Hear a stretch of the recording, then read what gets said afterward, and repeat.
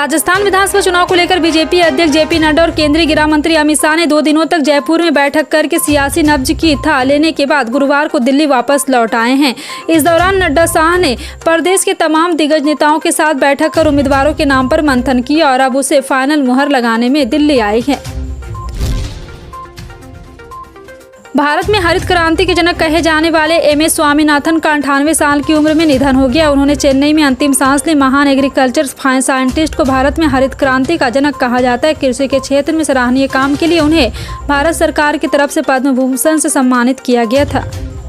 पंजाब में किसान अपनी मांग को लेकर एक बार फिर से आंदोलन कर रहे हैं। किसानों ने कहा है कि हमारी मांग है कि बाढ़ प्रभावित किसानों के लिए मुआवजे का ऐलान करे। साथ ही किसानों ने कहा है कि हमारी मांग एमएसपी को लेकर है। सरकार हमारी मांगों को नजरअंदाज कर रही है। किसान रेल रोको आंदोलन को लेकर रेलवे ट्रैक पर बैठे हैं। किसानों ने कहा है कि हमारी मजबूरी है कि हम आज रेलवे ट्रैक पर बैठे हैं। किसानों ने पंजाब में कई जगह रेलवे ट्रैक को जाम किया है। रामनगरी अयोध्या में वैसे तो साल के 365 दिन भक्तों की भीड़ रहती है, लेकिन राम मंदिर का निर्माण शुरू होने के बाद से इस भीड़ कई गुने का इजाफा हुआ है। इसी के साथ दान पत्र में आने वाली दान राशि भी बढ़ी है और इसी समय हर महीने औसतन 2 से 3 करोड़ रुपये रामलला के बिना किसी प्रयास के दान पत्र में मिल रहे हैं। वहीं रामनवमी, सावन झूला मेला, पूर्णिमा स्नान और परिक्रमा मेले के दौरान तो यह राशि 3 गुना तक बढ़ जाती है। बिहार की राजधानी पटना में मुख्यमंत्री नीतीश कुमार ने लालू यादव से मुलाकात की। जानकारी के मुताबिक दोनों नेताओं के बीच सीट शेयरिंग को लेकर बात हुई। लालू नीतीश के बीच करीब 20 मिनट तक बात हुई। आगामी लोकसभा चुनाव को लेकर लालू यादव और नीतीश कुमार लगातार सीट शेयरिंग को लेकर चर्चा कर रहे हैं। पिछले दिनों सीएम नीतीश कुमार ने लालू यादव से राबड़ी आवास पर मुलाकात की थी। इससे पहले गठबंधन के कई नेता नीतीश कुमार से सीट शेयरिंग के लिए बात कर चुके हैं।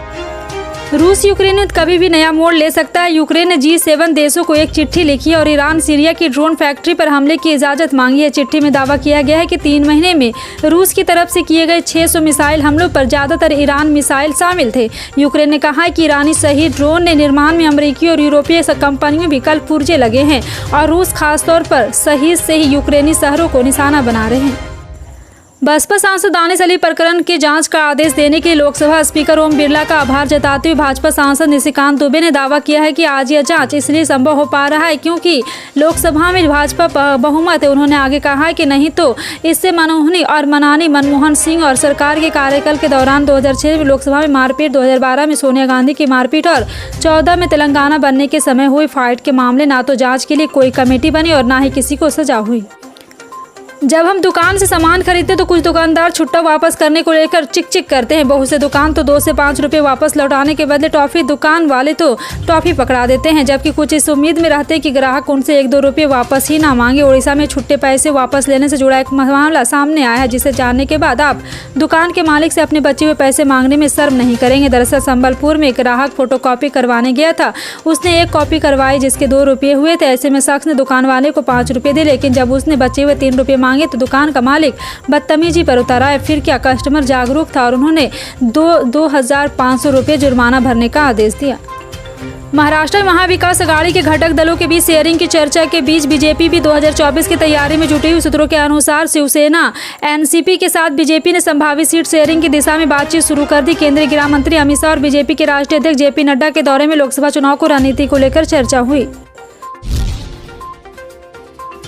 बॉक्स ऑफिस पर 11 अगस्त को रिलीज हुई सनी देओल, अमीषा पटेल और उत्कर्ष शर्मा की गदर 2 का क्रेज खत्म होने का नाम नहीं ले रहा है। जहां फिल्म रिलीज के बाद 50 दिन पूरे करने को तैयार है, तो वहीं धीरे धीरे ही सही नया आंकड़ा अपने नाम करने की पूरी कोशिश करती हुई नजर आ रही। वहीं 50 दिन के अंदर यह रिकॉर्ड भी फिल्म अपने नाम कर ही लेगी। इसी के चलते गदर 2 ऑल टाइम ब्लॉकबस्टर बनकर अपना परचम लहरा चुकी, जबकि OTT पर आने के बाद गदर 2 कैसा कमाल दिखाएगी, यह देखना भी बेहद दिलचस्प होने वाला है।